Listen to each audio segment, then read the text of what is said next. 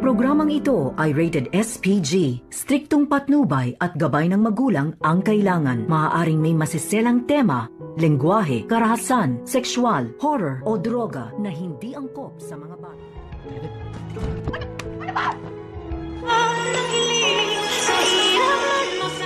Narito na nga ang ating pakabangan ngayong Miyerkules sa abot kamay na pangarap. Tila hindi na nga nila maintindihan kung saan sila maghahanap ngayon dito nga kay Don Pepe.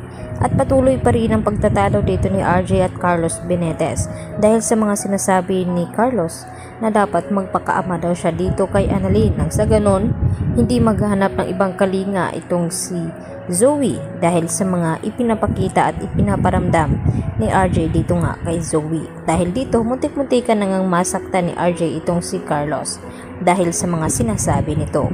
Sa kabilang banda, tila nag-aalala nga itong si Regan at itong si Harry dito nga kay Lynette kung okay lang ba ito dahil sa tingin nila parang overthinking nga daw itong si Lynette dahil sa pagkawala nga dito ni Don Pepe. At dito naman sinabi ni Regan, alam naman daw nila na pakalat-kalat ang mga kriminal sa tabi-tabi.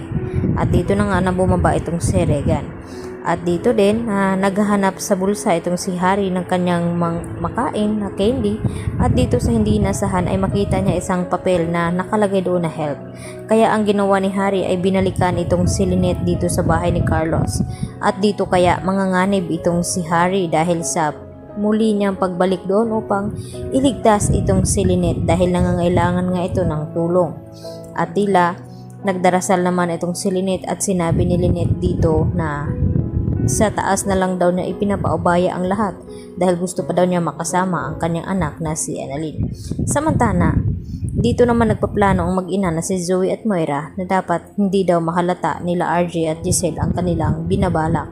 Dapat kailangan drama to the high level nga ang kanilang gagawin dahil may pinaplano nga sila dito kay Don Pepe nang sa ganon mabaling ang atensyon dito ni RJ at Giselle na hindi na sila paghihinalaan dahil sila nga ang prime suspect dito ni Giselle, itong si Zoe at itong si Moira.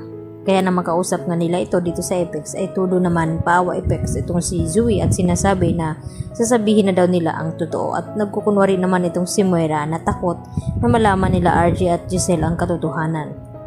Pero may mga plano pala sila na hindi inaasahan. Sa kabilang banda, hindi rin naman tumitigil itong si Annalyn na hindi niya mabibisto itong si Zoe at lalo pa ngayon nagtataka siya at kausap itong si Doc Lyndon Javier na bakit close na close daw itong si Zoe at itong si Carlos at kailan pa at bakit hindi nila sinasabi ni Carlos dito kay Lynette at kay Annalyn na close pala itong si Zoe at itong si Carlos. Kung sa bagay pareho naman daw silang masungit at kung turingan ay parang nga daw silang mag-ama. Tila hindi naman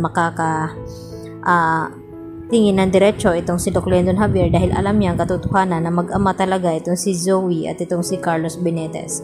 Subalit ayaw niya pangunahan itong si Carlos na magsalita dito kay Annalyn baka magkabistuhan at dito pa magkakaroon ng matinding problema. At dito naman na kinausap ng masinsinan ni Carlos Benitez itong si Annalyn na kung bakit hindi daw niya ito tatantanan itong si Zoe na hindi na pagbibintangan na may kinalaman nga ito sa pagkawala ni Don Pepe. At dito naman na sumagot itong si Annalyn dito kay Carlos na hindi daw siya titigil hanggat hindi niya malaman ang buong katotohanan na may kinalaman itong si Zoe at Moira sa pagkawala nga dito ni Don Pepe. Dahil yun nga ang kutob ni Annalyn na may kinalaman talaga itong si Zoe dahil sa mga ikinikilos nito.